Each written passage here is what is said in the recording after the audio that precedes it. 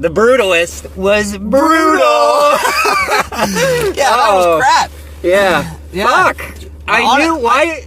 I feel like so much of that movie had so much good meat and potatoes. Like, I really was ready for this, like, awesome payoff. And the end was just like, oh, well, that's not good. Yeah. You know? Like, it's like you have, like, go to a nice restaurant, all the good stuff, and then it's just like, oh, and, like, what's the dessert? This overcooked piece of leather. Yeah. Oh, but the steak was so good, and the meat and the potatoes and the this, all so good. And then I have to eat this leather shoe. Yeah. To finish it off. It's like, well, what the hell was that? You know? 3.5 hours of shoe leather, probably. Frank. It's not a good movie, and it's because, like, to simplify it, like, you told me afterwards, did you want to know if it was real or not? It does a good job, like, rendering people that might have been in this situation. It turns out that it's, like, bound by nothing, so the director could have, Brady Corbet, could have created anything. Yeah, I looked it up. This. All of it fake. No, the characters fictional, story fictional, building fictional. Like, I don't even know if Derby Town, whatever the name of the town was that they built it, is even a real place in Philadelphia. I would have. Like, I would imagine. Well, I would imagine. I don't. But, like, it's besides the point in a way. Yeah, but because it's like it could have been real. Like, it being real wouldn't have made me like the movie more. No, but it's just kind of like all of it completely fictitious. Yeah, completely fictitious, and it's just like, okay, so but you had the potential. Like, if it's all fake, like, that's the ending you came up with. Yeah. Right. Like, it's just that the director is boring. I didn't think the performances were particularly great. I thought there was I was ready to, like, change the channel is, like, what I would do if I were watching it on streaming. At the point where, you know, I was joking with a guy at the intermission. And we were like, and he was like, yeah, I'm good as long as he doesn't give another 5-minute monologue about his mother. And we both, like, laughed our head off, and I'm like, surely the movie must know it's, like, ridiculous, but it, like, doesn't. And, like, I thought it lacked self-awareness. It was pretentious. It was slow, like, deliberately slow. I thought the pace was okay. I didn't mind it. I thought that, like, the characters didn't have much depth, honestly. Not a whole lot. I mean, thought, like, they were two-dimensional at most. Yeah, I don't know. Adrian Brody's character had, like, some depth, but, like, the thing that I don't understand... I mean, like, sure, he's kind of, like, tortured, but, like, that's kind of all you get. Because it's just like, you know, he's, I guess, a bit of an alcoholic, at least that's what he said. Yeah. And he's, like, addicted to heroin when you said convenient for the plot, which, like, I didn't get, because, like... I forgot, you know, yeah, like, you forget, because there's kind of, like, 3 moments where he does heroin, you learn it, and then, like, halfway through when he's down on his luck, he does it again, and then near the end, he does it a third time, and you're like, oh, yeah, like, he still does heroin, like, all these years later? And the other guy is just like, I'm off it. Yeah, because he's like, hey, you got anything for me? And he's just like, no, man, I'm off that shit, and it's just kind of like, this guy's, he's still doing heroin? Like, what? Like, it's just, like, weird that he still was doing it. I don't know.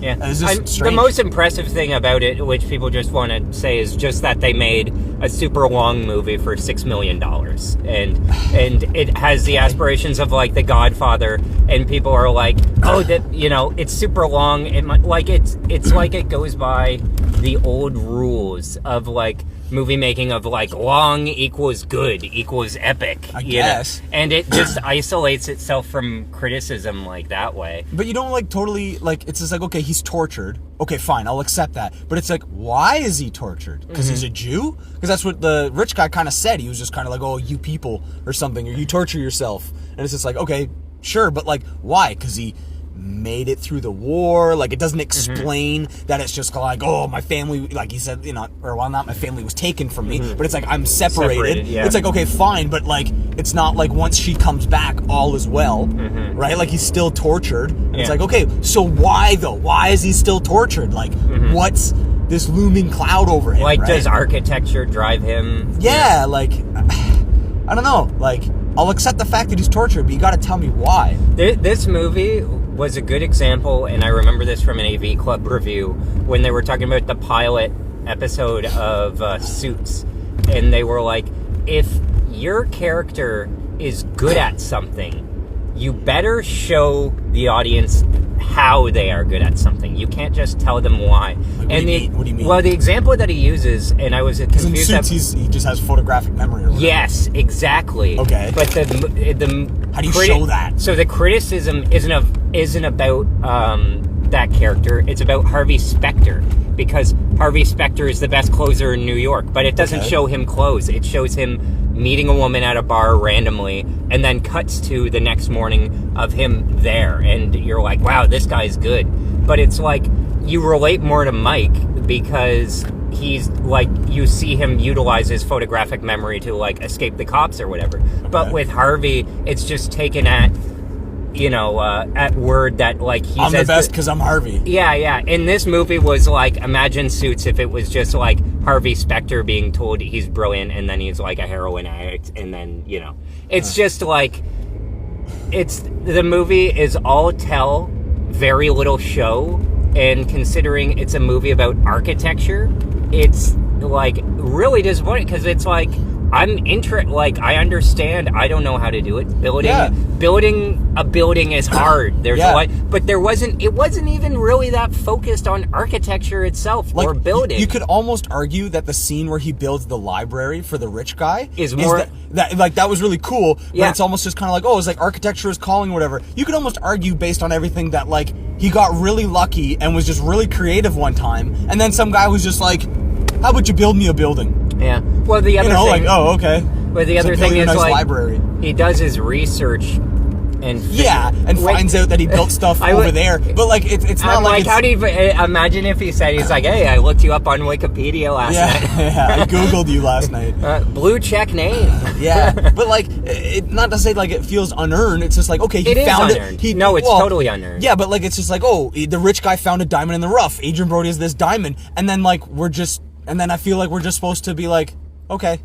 Which takes 2 years, I guess, for him to come back and be like, hey, remember when you built this for me? Yeah. You're brilliant. And then it's like, Adrian Brody is supposed to, like, him being, like, prideful. They try and link it to culture of him being, like, prideful. And then but he doesn't, like, stand up for himself when the guy's, like, yelling at him about the library. So you're like, is this guy, like, too pride and his pridefulness is his sin? Or is it going to be, like, he's uncompromising in that way and that's going to cause difficulties? I would have said proud. It's like, okay, he showed one moment of proudness that he didn't fight back at the beginning. But then he's, like, it's contradictory because then later on it's, like it cuts both ways. Like, at times he's too proud and at times he like doesn't say anything when she's like, you need to go back there and remind him like why we're doing this, when the wife tries to save it, and then he's like, there's 2 guys in the hospital, he wants to cancel it's over. It's over. I was thinking like, fucking etch their name into the bottom of the thing. Like, people die on film. It's terrible. People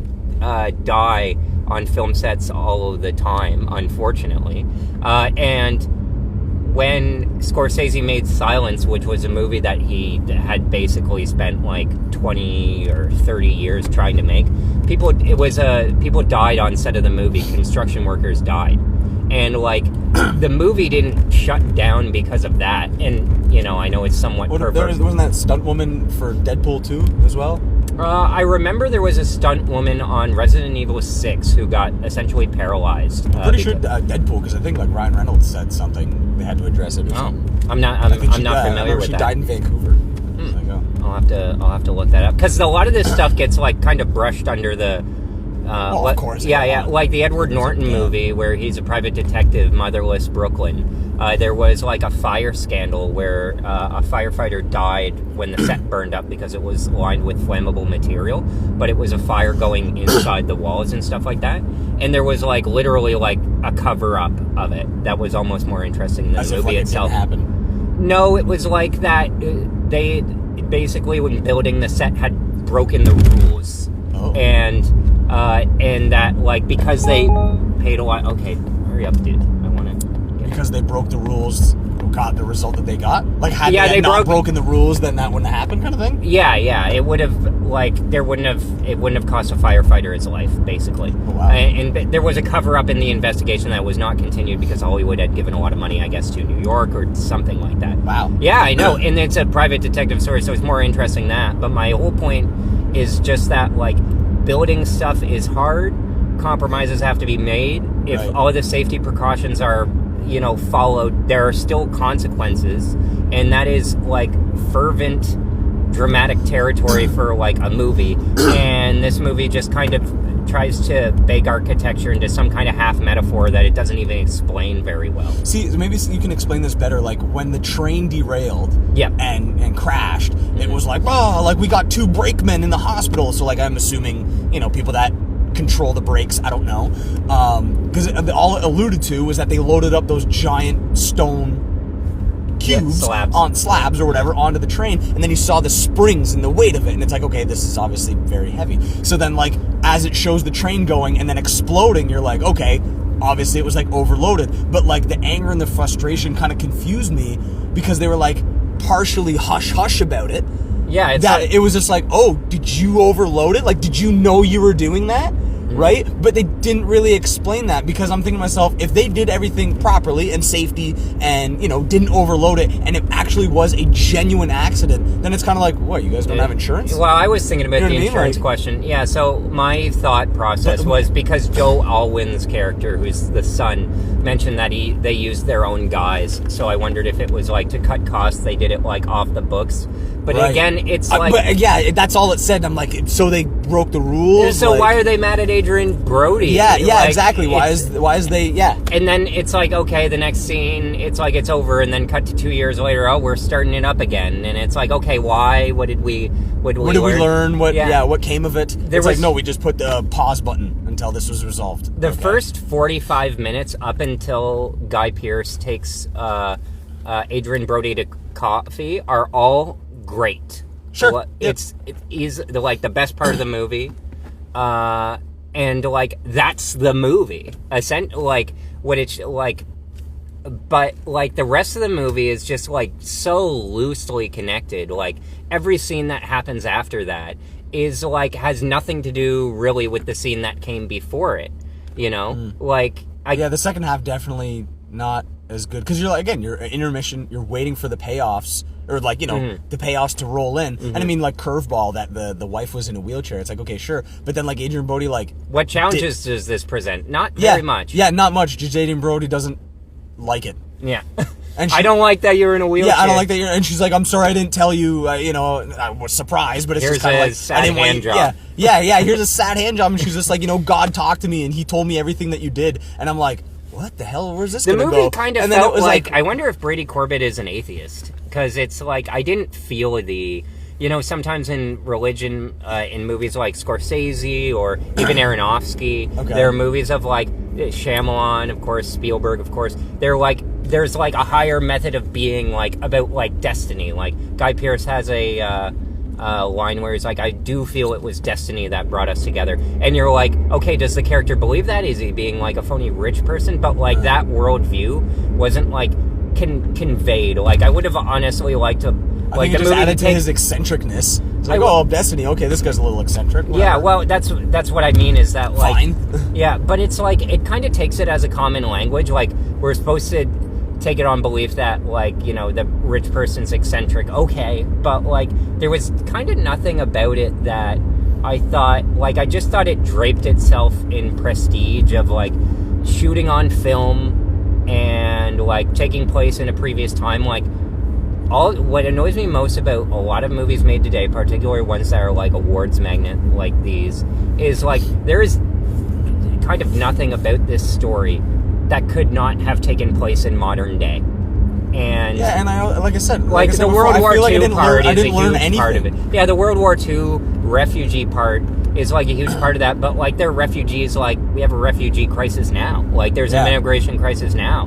Like they don't want us here. That's like now. And it's like all of these critics and pundits, people who promote the movie are like, oh, it's so relevant to today because like immigrants and da-da-da. It's like, then make it about today. Yeah. Like that's more fascinating. Like the last 20 years. The movie honestly was like an exercise in boredom. Like I honestly felt like it's like, you will listen to me and like watch my movie is kind of like the attitude that I felt, because it was just, I thought it was very indulgent. You know what? I'll say that I was fully engaged and I was okay with the slow pace and I was okay with a lot of things, literally up until the rape scene. Yeah? Right when the rich guy raped him, I was like, what the hell is this? Is it because it's like you already get the point that the eccentric rich guy is taking advantage of Adrian Brody? So do we really need another thing to show that? And it's like I guess because they need Felicity Jones to show up and say something at the end of the movie. But I don't know. Like, it just felt so unnecessary for both things. Like, it's just like, why did they need to make him a rapist?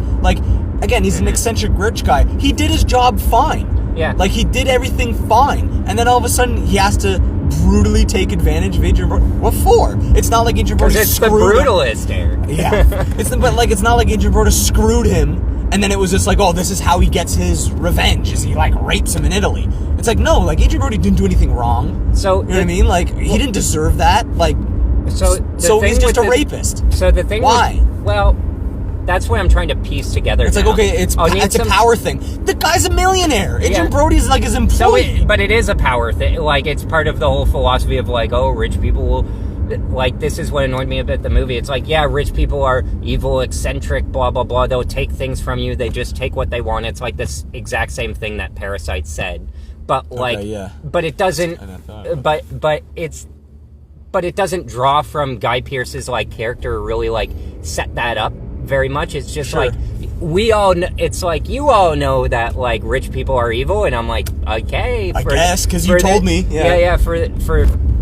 like it doesn't build on that. It doesn't say anything new about if he was that like or cutting, extra. if he was like cutting corners or like not paying other guys and other stuff, it's just like, okay, like you know, the rich guy's like taking advantage and screwing other people, and then eventually leads up to this rape, and it's just like, oh wow, like I guess nobody is out of his reach of, you know, taking advantage of. It's like, no, the guy paid for everything. Well, the thing that bothered me is just that, like, I feel like that was we see that more in movies now, where it's like thrown in as like an unnecessary complication for like shock value and to make the characters seem more complex than they are. I guess, yeah. Like the guy, what was this stuff going on about like the guy's mom? Like, okay, he had like, I guess, a Freudian complex, but yeah, really. And then with Adrian Brody, it starts off with him going to a brothel after he comes to America, and she asks him if he's gay or something because he's not. He says, we have. I assume he couldn't get it up because she was like, we have little boys too, if that's your preference. Yeah. And he was like, no, I'm good. And then Felicity Jones shows up, and he's like not really that interested in her, despite being like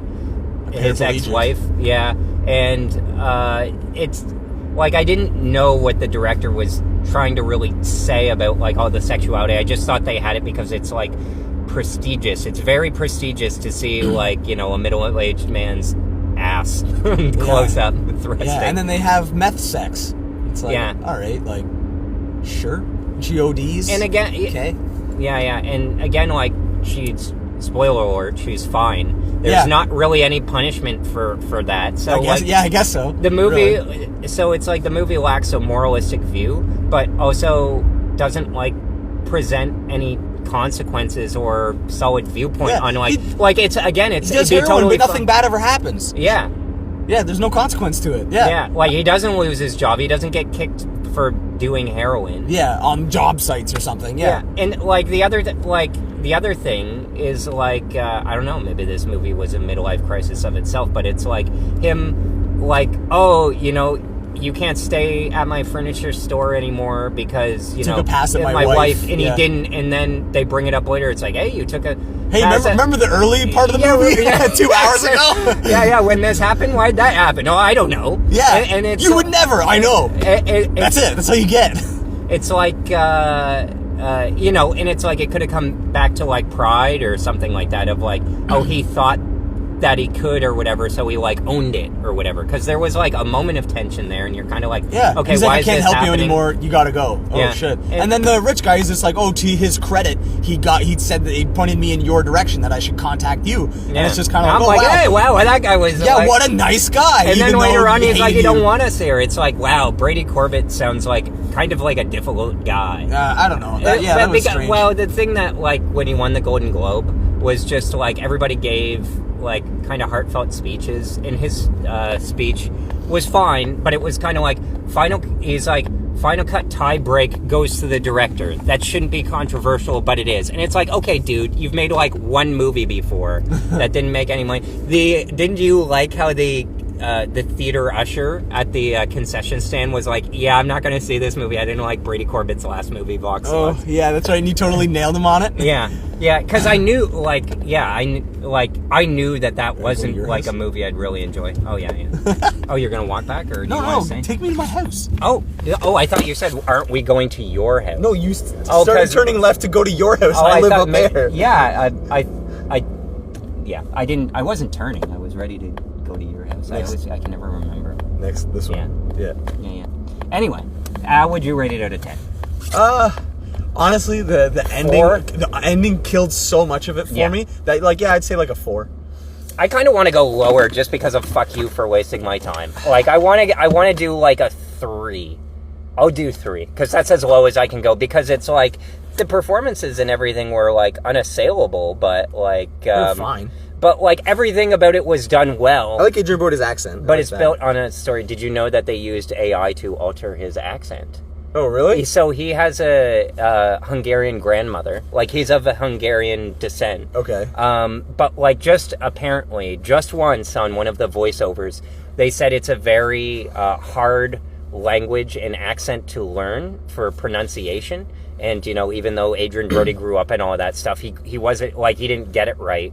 So, like, out of respect or whatever to, like, the Hungarian on the editor said this, that they corrected in post-production. They used AI to correct his pronunciation. Inflections and stuff. Yeah, on one of the letters. And the editor, like, is Hungarian himself, and he said, like, I know people want to be all spooky about AI, but it's like, this could be done without AI in sound editing. It would just take 5 times as long. So now there's a big controversy about that. And how authentic it is. Yeah, and then the same with the architectural plans at the end of the movie. They used, somebody put architecture thing into Mid-Journey, and then they handed that off to the production designer, and then the production designer refined that and made that into a movie. But they used AI to, like, create the design for one of the buildings and stuff. So it was them kind of going on about, oh, this was hard work and real filmmaking and throwback and stuff, and now people are like, oh, it's AI, it's a piece of shit. It's like, garbage, no, that's the whole thing. I wouldn't go that far. I find it's like a tool, but like... Yeah, I think if it's like a tool, like the way you described it, it's like, oh, we used it to touch it up so that it's that much more authentic, and it's just like, okay, I think that's fine.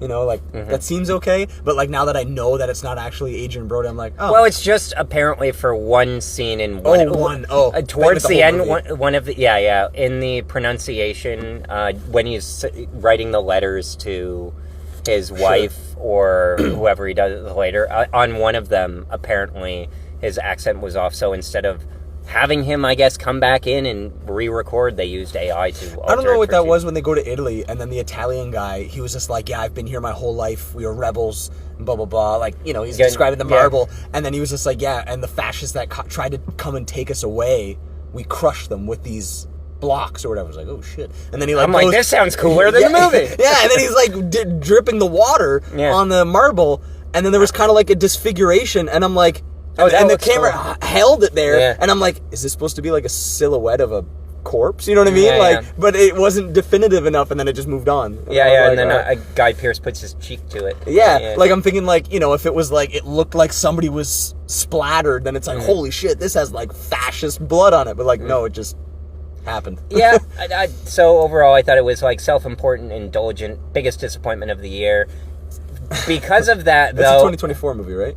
Yeah. Oh, yeah, it's got to be. Because of that, I do feel like, okay, now I will never once be intimidated about seeing the length of a movie. Because I know there were worse movies I sat through. Like Anchorman 2 for me was just honestly brutal. Like in the theater, but like I'm kind of like, I will at least no longer be intimidated by length in a movie, because it's like we made it through it. Whatever, more than the other guy who had to get up, Yeah, that poor guy. He didn't come back. Yeah. Okay, well... All right, but you know what? He's better off than us, because he didn't have to watch it. What would you rate it out of 10, though? Well, I'd say 4, because I feel like so many people were just like, oh, what do you think? It was okay. 8 out of 10. It's just like, man, 8 is 2 away from perfect, right? So like, I feel people need to use 5 more. Yeah. Because it's just like, it's down the middle. It wasn't great. It wasn't bad. It's serviceable. But like, the ending is so for such an important thing that it can't be a 5. So it has to be less. So it's like, okay, maybe 3, maybe 4, definitely at least a 4. Yeah. Maybe at worst a 3. Yeah. So like, you're a 4, I'm a 3. Yeah. Sure. Yeah. Split it down the middle. 3 Yeah. And Nora is still my favorite of the Best Picture nominees. So I'd watch that. Okay. Yeah. That's worth it. watching. Okay, buddy. Well, that was a See good ya. time. See ya. So next time. Till next time.